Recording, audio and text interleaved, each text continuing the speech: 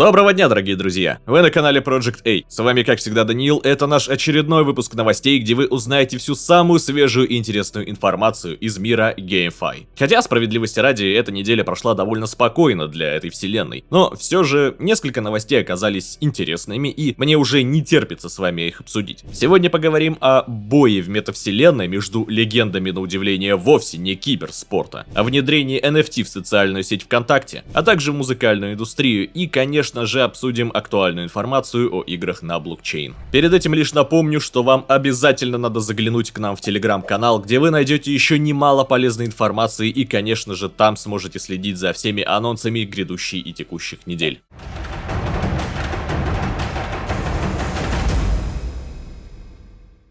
Начнем, пожалуй, с одного из самых обсуждаемых новостей за последние пару дней. Технический директор крупнейшей социальной сети ВКонтакте заявил, что они рассматривают возможность получения интеграции с блокчейном и хотели бы внедрить поддержку NFT. В соцсети хотят помочь пользователям с монетизацией контента и защитой авторских прав. ВКонтакте будет посредником, используя уже существующие и проверенные технологии. Планируется, что ВКонтакте можно будет создавать и продавать NFT-токены, однако точных сроков компания не раскрывает. Известно, что для дополнительной защиты NFT токенов будет использоваться система Content ID, призванная бороться с пиратством и плагиатом. В NFT Craft закончился турнир с призовым пулом в 25 тысяч USDT. Награда будет распределяться в эфире. Напомню, что целью было собрать как можно больше ресурса Radiant, а награды распределялись в зависимости от доли добытых игроком ресурсов по отношению к общей добыче пользователей за все время турнира. В течение 24 часов после его окончания у победителей появилась возможность вывести вознаграждение с официального сайта NFT Craft. И, конечно же, самое время, чтобы слегка похвастаться. Мы, Project Armor, тоже участвовали в турнире NFT Craft и заняли в нем 3-е место. Всего получилось добыть больше 8000 рад, что примерно равняется 9% от общего пула ресурсов, заработанных игроками за все время турнира. Выигрыш составил 3100 USDT. В будущем NFT Craft планирует чаще проводить подобные турниры, так что если вы хотите принять участие, советуем следить за новостями проекта на нашем телеграм-канале. Ссылки, как всегда, в описании.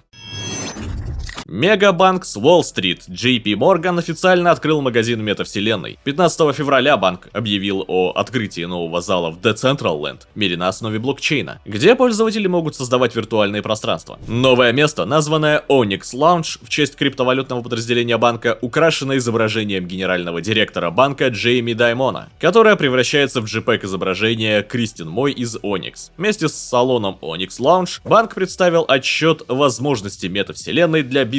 В нем они поделились своим видением метамиров. Эксперты ожидают, что в будущем этот сектор достигнет капитализации в 1 триллион, а стоимость виртуальных земель будет расти. К слову, цена сейчас не маленькая, особенно в метавселенной Decentraland. Но это не останавливает такие крупные бренды, как Samsung, Disney, Nike, Adidas и многие другие компании, которые уже обзавелись своими виртуальными офисами. Кстати, 21 февраля у Decentraland произошло празднование дня рождения. Проекту исполнилось 2 года, и в честь события была организована масштабная вечеринка. Этакий Happy Birthday с цифровым тортом, а может чего цифрового и покрепче.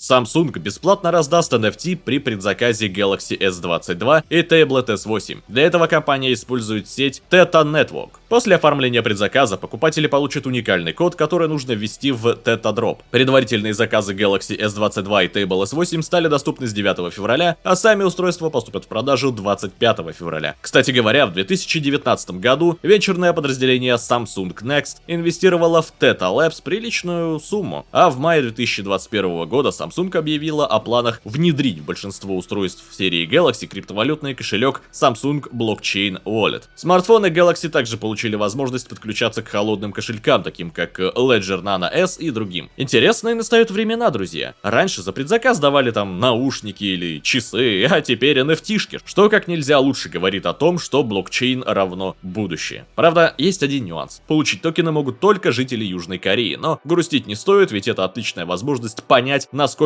вся эта затея успешна и, если что, начинать активно налаживать южнокорейские контакты до следующей раздачи. Также отличились ребята из Формулы-1, а именно команда Формулы-1 BVT Alpine станет первой гоночной командой на платформе Binance Fan Token. Токен Alpine выпустят на платформе Binance Launchpad. Также команда выпустит коллекцию NFT, которая будет представлена ограниченным тиражом. Изначально токен Alpine будет доступен для покупки на платформе Launchpad. Позднее он появится в спотовом разделе биржи, и его можно будет купить при помощи банковской карты. Максимальный объем сборов составит $4 миллиона, а лимит для одного пользователя составит $10 тысяч. Платформа Legion Farm организовала первый в истории боксерский бой в метавселенной. На виртуальном ринге сошлись россиянин Хабиб Нурмагомедов и американец Макс Холлоуэй, два бывших чемпиона UFC. Бойцы сражались в гарнитурах Oculus Quest 2. В качестве аватаров для данного боя были выбраны персонажи культовой картины Rocky 4. Хабиб выступил за Аполло Крида, а Холлоуэй воплотился в Ивана Драга. Однако исход поединка оказался прямо противоположным киношному. Холлоуэй, который, кажется, не очень-то и старался, смог нанести сопернику 65 ударов, когда Хабиб нанес противнику 98, прежде чем отправить его в нокаут. Бой транслировался в Twitch, и по окончанию поединка Нурмагомедов дал небольшое интервью, в котором согласился, что за метавселенной действительно стоит будущее. Наблюдавшие за боем болельщики отметили, что теперь Хабиб является непобежденным бойцом не только в реальном мире 29-0, но и в метавселенной, поэтому итоговый счет его выступлений теперь составляет 30-0. Gala Games продолжает расти. В этот раз компания взяла курс на музыкальные NFT и потоковый сервис Gala Music. Об этом было объявлено вместе с тем, что Gala Games и Snoop Dogg теперь официальные партнеры. Пользователи уже могут покупать первый NFT на Gala Music — Snoop/Box, который включает в себя различные награды и бонусный трек NFT из нового альбома Снупа. Рэпер также рассказал в Clubhouse о своих планах превратить принадлежащий ему Death Row Records в первый NFT лейбл, исполнители которого станут активными пользователями в метавселенной.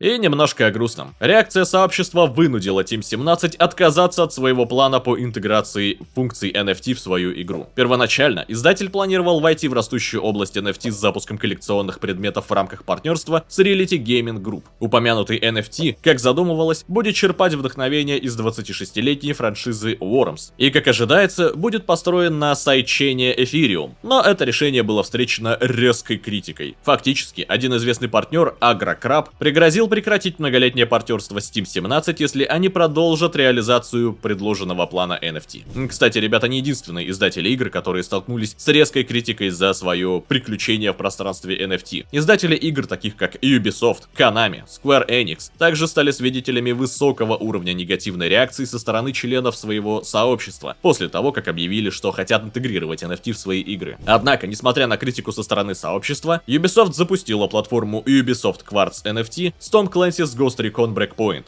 Хотелось бы сказать, что, несмотря на все эти опасения и критику, рынок NFT является одним из самых прогрессивных направлений блокчейна, и это лишь вопрос времени, когда до консерваторов дойдет вся ценность затеи. Завершился аукцион в Генса Кише, где игроки могут сделать ставки на ряд косплейных NFT. Среди них стоит выделить Legendary Cosplay NFT, которые стали особенно популярны из-за уникальности. Потому как те участники, которые забрали один из них на аукционе, будут единственными владельцами этого NFT в этой метавселенной. Косплей в Генса Кише представляет собой одну из ключевых особенностей игры, привнося творческий поворот в ее концепцию. Игра позволяет игрокам изменять внешность своих персонажей и включает в себя не только переодевание внешности, но также и улучшение статуса персонажа за счет разблокировки специальных навыков. Поскольку каждый косплей имеет разные характеристики, которые влияют на его силу, в зависимости от редкости, некоторые из носимых предметов обладают уникальными способностями. Encore Studios, разработчики игры Mixmob, анонсировали запуск проекта в апреле 2022 и объявили о завершении последнего раунда финансирования, на котором привлекли $7 миллионов.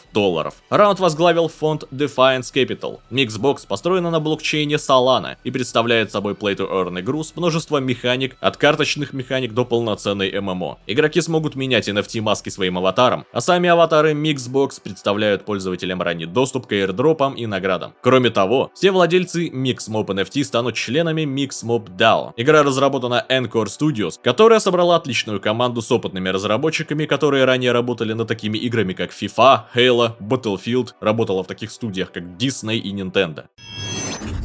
Chain Monsters. Бесплатная игра в жанре MMORPG добралась до мобильных устройств. Игроки, которые имеют доступ к бета-версии, теперь могут скачать ее на свой iOS и Android. Chain Monsters — MMORPG, вдохновленная классическими игроками жанра, в особенности Pokemon. Игра построена на блокчейне Flow. Интересно, что проект начинался как 2D MMORPG с видом сверху, но сейчас прошел путь до полноценной 3D игры. Бета-тестирование Chain Monsters должно продлиться до конца 2022 года. Компания заверяет, что обновления будут прилетать на постоянной основе, и уже после релиза весь прогресс, предметы и опыт останутся на аккаунтах пользователей. Обнуления не будет. Бета-тестирование впервые вышло в декабре 2021 года, игроки могли заходить в него практически без проблем через Adventures или Bundles. Однако, как всегда, не без нюансов, доступ к бетке больше недоступен ни через Adventures, ни через Bundles, и предварительная продажа Genesis тоже недоступна. Чтобы получить доступ к бете, пользователям понадобится бесплатная учетная запись и ключ. А где ключ? Благо, это не пират Карибского моря, и искать его в щупальцах Дэви Джонса нет необходимости. Смерти страшишься.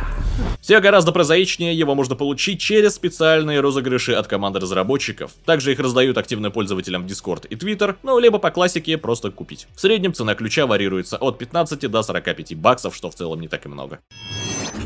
Коллекция NFT Metaverse Ring была представлена в Венли и может использоваться для получения доступа к эксклюзивным преимуществам в нескольких проектах метавселенных. Венли, как поставщик услуг и IP, может похвастаться многолетним опытом работы в отрасли, как одна из первых компаний, представивших свои услуги для блокчейн-игр и децентрализованных приложений. Владельцы Meta Ring, прям как Фродо с кольцом всевластия, будут пользоваться всеми преимуществами NFT, такими как доступ к эксклюзивным землям, событиям, скидкам, дропам и даже ранним доступом к альфам и всяким беткам. С ценником в $1000 у владельцев будет возможность сотрудничать вместе с партнерами Венли, включая The Sandbox, Trace Race Manager, Vulcan Forged, Polygon, TCG World, House of Kiba и так далее, так далее. Распродажа начнется 3 марта на официальном сайте MetaRing. Таких NFT будет всего 1000 штук, из которых 150 будут зарезервированы компанией для маркетинговых и других инициатив, а остальные 850 NFT будут зарезервированы для публичной покупки на Venly Marketplace в порядке очереди среди пользователей, присоединившихся к Venly Discord. В общем-то, это не письмо из Хогвартса, которое все так ждут, но все же небольшой намек побыть Властелином колец в мире GameFi у тебя есть, и всего-то за какую-то жалкую штуку баксов. Да.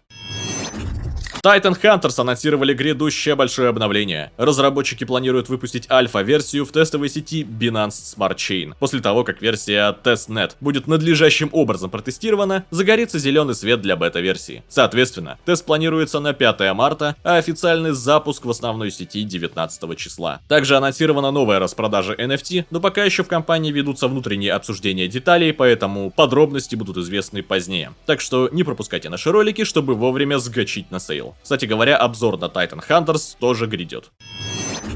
Clash of Coins анонсировали запуск бетки 23 февраля. Clash of Coins — это динамичная аркадная игра в стиле MMORTS. Если вы когда-нибудь играли во всемирно известные аркадные игры, такие как Subway Surfer или Temple Run, то это вам наверняка понравится. К тому же по дизайну она напоминает биологическую стратегию Pledging, только на этот раз пользователям необходимо захватывать мир, объединившись под одним покровом, представляющим ту или иную криптовалюту. И самое приятное во всей этой истории, что к выходу бетки разработчики готовят airdrop и гарантируют раздачу NFT за участие в игре. Мы тоже поучаствуем и обязательно расскажем вам о результатах.